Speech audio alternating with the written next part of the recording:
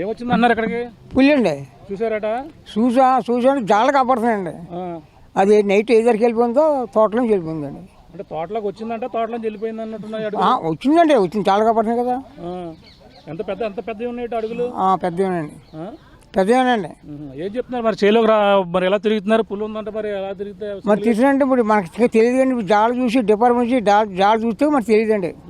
పొద్దున్న చేపట్టి అన్నీ నిలుచుకోండి. మేము చేలోకి వచ్చి గేలు వచ్చాం, మేపుకున్నాం.